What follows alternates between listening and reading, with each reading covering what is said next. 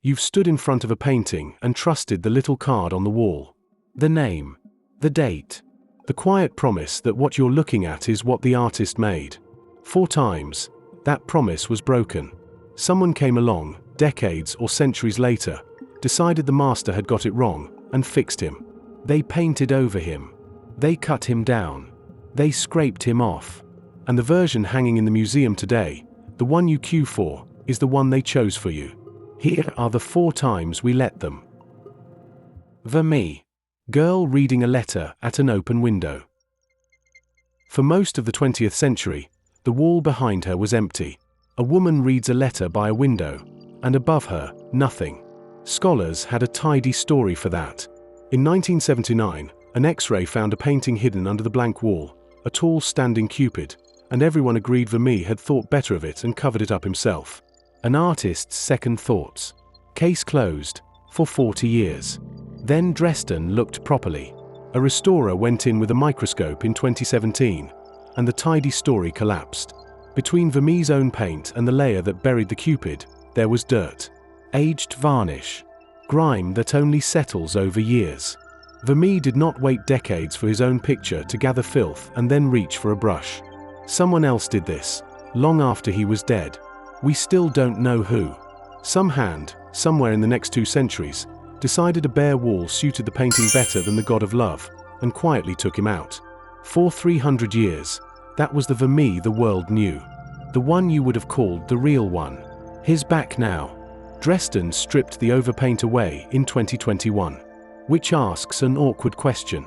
If hiding him was vandalism, what exactly is putting him back? Rembrandt. The Night Watch. Start with a crime nobody reported. In 1715, the painting was moved to Amsterdam's town hall, and it didn't fit between 2 doors. The solution was a knife.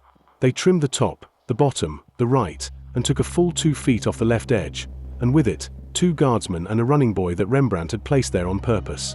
The offcuts were thrown away, or lost. Nobody complained.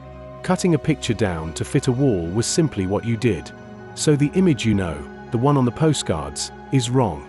Rembrandt's captain and his lieutenant were never meant to lead from the center. They stood off to one side, with the whole company spilling past them from the left. That balance is gone for good. The only witness is a small copy, made before the knife by one Gerrit Lundens, a wine dealer who painted on the side. A publican's souvenir is the sole reason we know what vanished. In 2021, the Rijksmuseum used that copy to rebuild the lost strips with artificial intelligence, hung the complete painting for 3 months, and then took it down. They chose, in the end, to keep showing you the wound. Honesty, or just habit. Hendrick van Anthonissen. View of Scheveningen Sands. Here is a quiet Dutch beach. A grey sky, a few boats, and a crowd gathered at the shoreline, all staring at absolutely nothing. For 140 years, that was the puzzle. Why are these people so interested in an empty stretch of sea? They aren't. In 2014, a conservator at Cambridge's Fitzwilliam Museum was cleaning the picture and noticed the same thing you just did. The crowd made no sense. So she kept lifting the varnish, and a shape rose out of the horizon. Then a fin. Then the whole thing. A sperm whale, beached on the sand, with a man standing on its back to measure it. The reason for the crowd, painted out and missing for over a century. Somebody had erased it.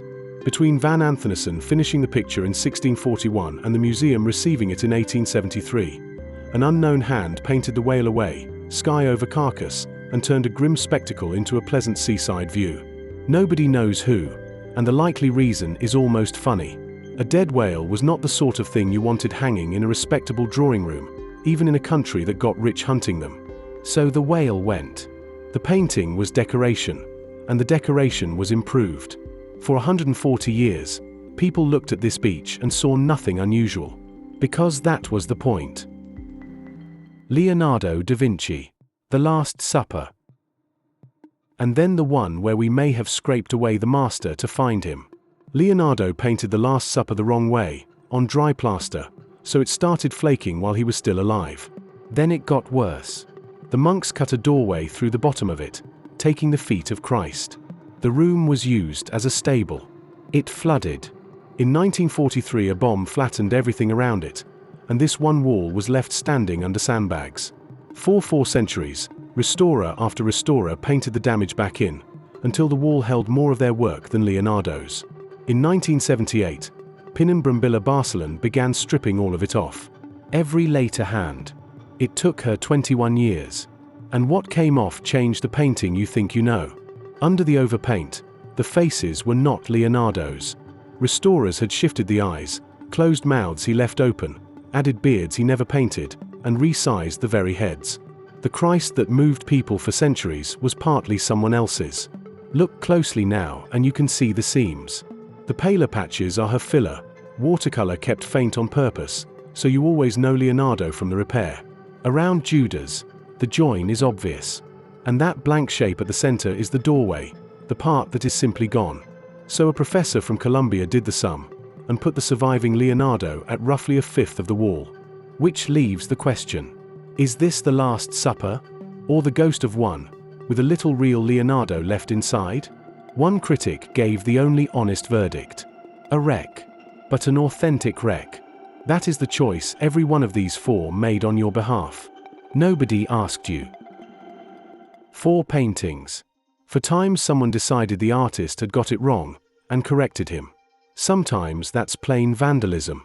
Sometimes it's a whale nobody wanted to see. Most of the time, we can't say. But a museum can only hang one version, so someone always decides which truth you get to stand in front of. Here's the argument worth having. Of these 4, which would you keep, the one the master painted, or the one that survived? Tell me below. And if you'd rather trust the painting than the label, subscribe.